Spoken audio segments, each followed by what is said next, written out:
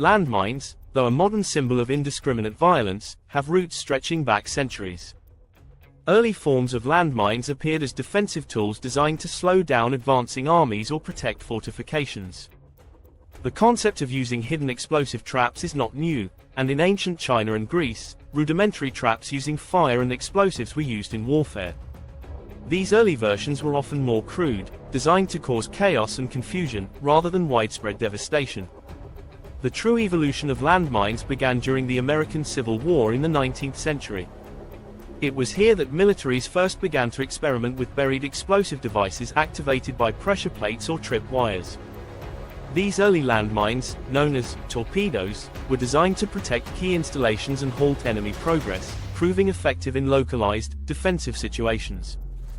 Although still rudimentary compared to today's mines, these early explosives foreshadowed the widespread adoption of landmines in modern warfare. The role of landmines expanded dramatically during the First World War. The static nature of trench warfare and the vast, open battlefields led to the deployment of landmines as both defensive and offensive tools. Soldiers would lay mines to create barriers or defend critical positions, while others were used offensively to break up enemy formations. Mines also became more sophisticated, incorporating pressure-activated fuses that made them more deadly and reliable. However, it was during World War II that landmines truly came into their own as a lethal and indispensable part of military strategy. Both the Axis and Allied powers laid millions of mines across Europe, North Africa, and the Pacific. The sheer scale of their use created vast, impassable minefields, which not only slowed down enemy advances but also left a lasting legacy of death and destruction long after the war ended. Mines were cheap to produce, easy to lay, and highly effective at inflicting casualties, which made them a preferred tool for armies. The Cold War period further saw the refinement and mass production of landmines. New materials and technologies enabled the creation of anti-personnel mines and anti-tank mines, each designed for specific tactical purposes. Mines became smaller, harder to detect, and deadlier. These advancements also coincided with the rise of asymmetric warfare, where guerrilla forces in regions like Vietnam, Afghanistan, and Cambodia used landmines to deadly effect against more powerful military forces. The evolution of landmines from defensive tools to weapons of widespread destruction is a reflection of the changing nature of war. No longer confined to military engagements, mines have become tools of terror used by both state and non-state actors. Their low cost, ease of deployment, and ability to cause long-term harm have made them appealing for many combatants. Mines are indiscriminate. Once laid, they do not distinguish between a soldier and a child, a tank and a tractor. This evolution has transformed landmines from a tactical asset into a global humanitarian crisis, one that continues to claim lives even decades after conflicts have ended. Landmines come in a variety of forms, each designed to cause specific kinds of destruction depending on their intended target. While all landmines are dangerous, their diversity in function and structure demonstrates the complexity of the threat they pose. The two main categories of landmines are anti-personnel mines and anti-tank mines, with subtypes designed to exploit different battlefield situations. Anti-personnel mines, APMs, are among the most infamous and widely used types of landmines. Designed to target individual soldiers or civilians, these devices are often small and easily concealed. They are typically triggered by pressure, tripwires, or even vibration, making them extremely sensitive. What makes them especially dangerous is their purpose. Unlike weapons designed to kill, many anti-personnel mines are meant to maim rather than kill outright. The thinking behind this is tactical. An injured soldier requires significant resources for evacuation and medical care, tying up enemy forces. These mines can be divided into several subcategories. 1. Blast mines, the most common type of anti-personnel mine. These are pressure-activated devices that explode when someone steps on them. 1. Buried just below the surface, they release a concentrated blast upward, causing severe injuries, particularly to the legs and lower body. 1. The notorious M14 mine, used extensively in conflicts worldwide, is an example of a simple, yet devastating blast mine. 2. Bounding mines, also known as bouncing betties. These mines are triggered when a victim steps on or disturbs the mine. 2. Upon activation, the mine bounces up to a height of about 1 meter before exploding, sending shrapnel in all directions. 2. This type of mine is designed to cause maximum injury to anyone nearby, not just the individual who triggered it. 2. It is particularly dangerous in densely populated areas or on battlefields crowded with soldiers. 3. Fragmentation mines. These mines release fragments of metal or other shrapnel when they explode. 3. Unlike blast mines, which rely on the force of the explosion, fragmentation mines aim to injure anyone within their blast radius. 3. The Claymore mine, widely used by the US military, is a directional fragmentation mine that sprays metal fragments in a specific direction, increasing its lethality. Anti-tank mines. Anti-tank mines, ATMs, are larger, more powerful, and designed to target vehicles, particularly tanks and armored personnel carriers. These mines are activated by the pressure of a heavy vehicle or, in some cases, magnetically when a vehicle passes over them. Their explosive charge is far more substantial than anti-personnel mines, often designed to penetrate the thick armor of military vehicles. There are different types of anti-tank mines. 1. Blast anti-tank mines. These mines are designed to disable or destroy tanks by blowing off the tracks or penetrating the vehicle's underside. 1. They require a large amount of pressure, usually from a vehicle weighing several tons, to detonate. 1. When a tank drives over a blast mine, the explosion can cause catastrophic damage, often immobilizing or destroying the vehicle. 2. Shaped charge mines. These mines use a shaped explosive charge that directs the blast upward in a concentrated form. 2. Shaped charge mines are particularly effective against heavily armored vehicles, as the focused blast can penetrate the thick armor of tanks or other combat vehicles. 3. Magnetic mines. Some modern anti-tank mines are activated by the magnetic signature of a vehicle.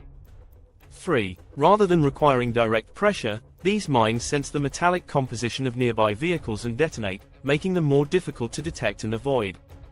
Advanced and improvised landmines. In addition to traditional landmines, advances in technology have given rise to more sophisticated and harder to detect devices. Plastic mines, for example, are made almost entirely of non-metallic materials, making them challenging to find using conventional metal detectors.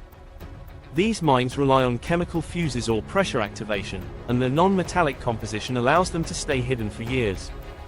Another form of landmine that has proven extremely dangerous in modern conflicts is the improvised explosive device, IED. While not technically a landmine by traditional definitions, IEDs function similarly and are often designed to be hidden in roads or pathways.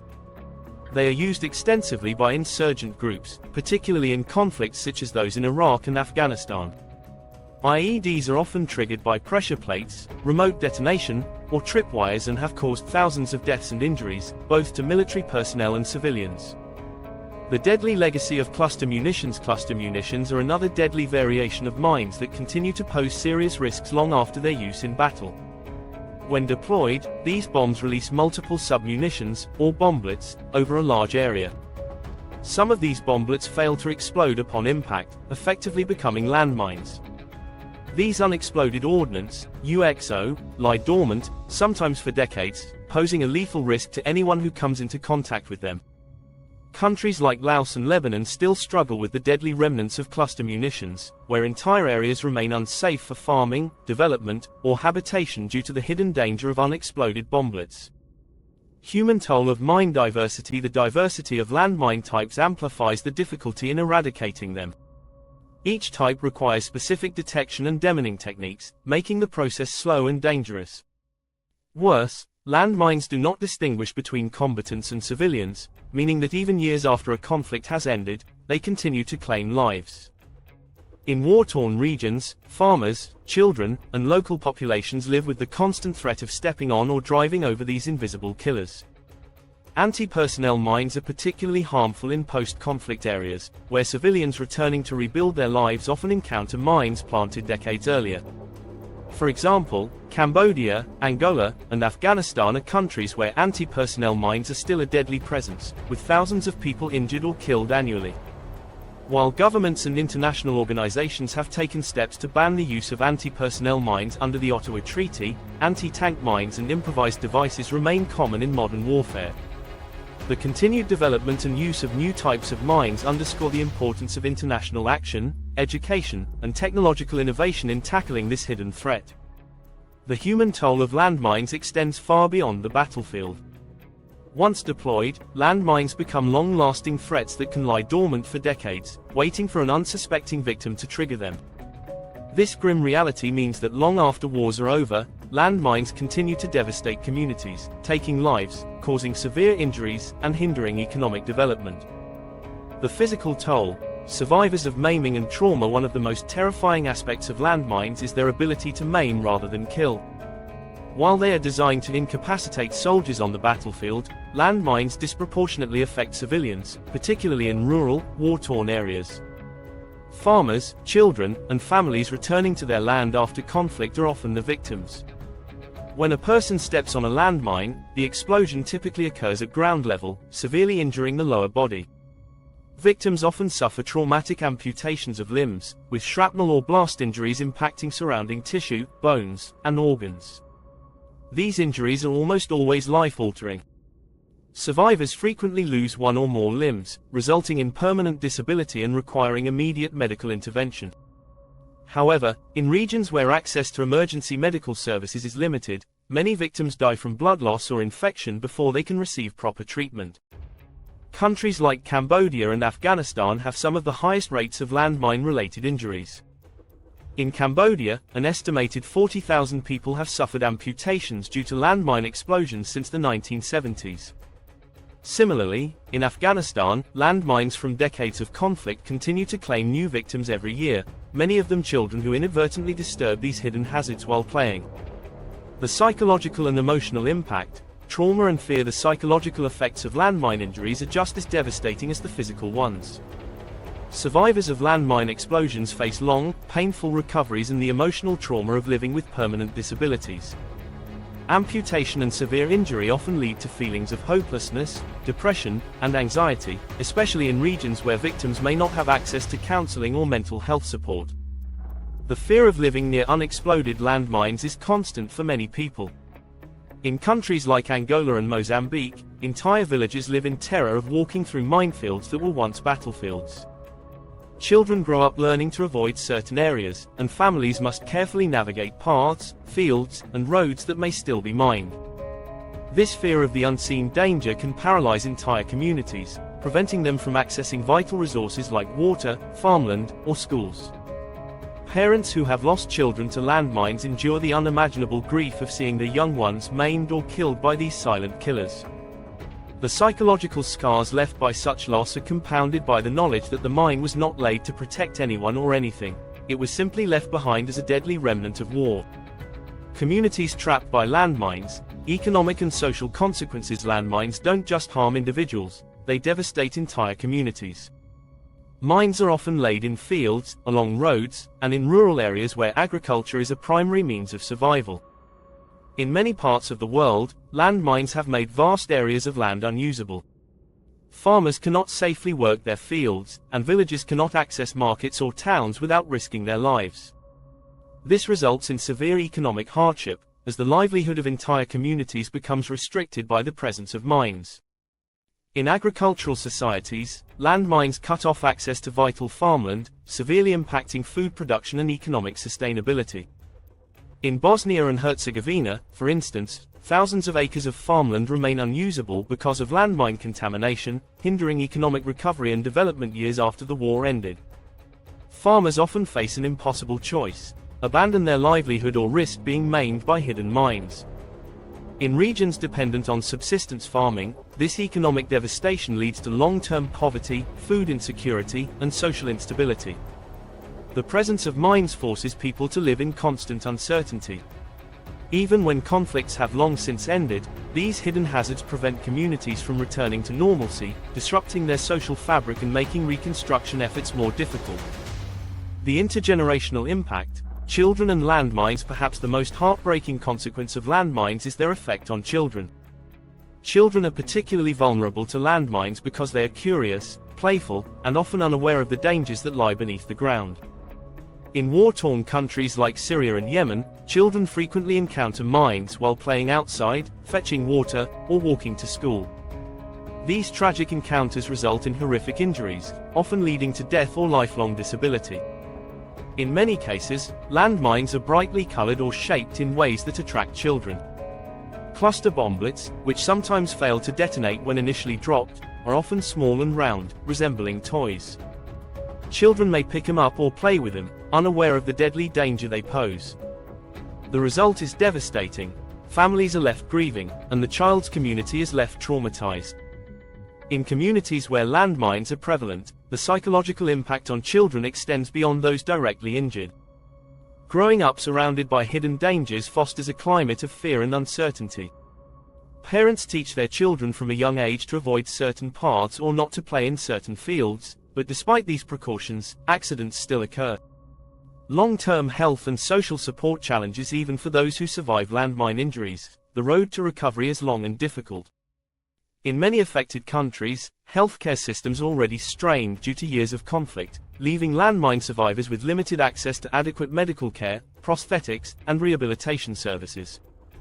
The cost of treating landmine injuries, especially those requiring amputations and ongoing care, is prohibitively expensive for most victims, particularly in impoverished regions.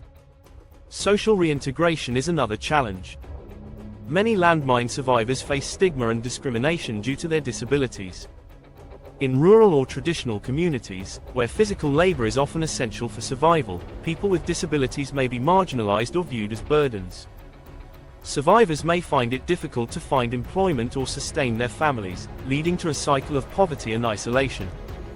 Organizations like the International Committee of the Red Cross, ICRC, and Humanity and Inclusion, formerly Handicap International, work to provide medical care, rehabilitation, and social reintegration support to landmine survivors.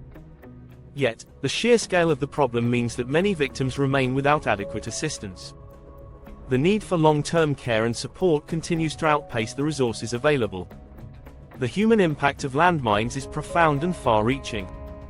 These weapons, which serve no purpose in peacetime, continue to claim lives, cause life-changing injuries, and wreak havoc on communities long after conflicts have ended. The devastating legacy of landmines demands international attention, increased demining efforts, and continued support for survivors and their communities. Beyond their human toll, landmines also wreak havoc on the environment.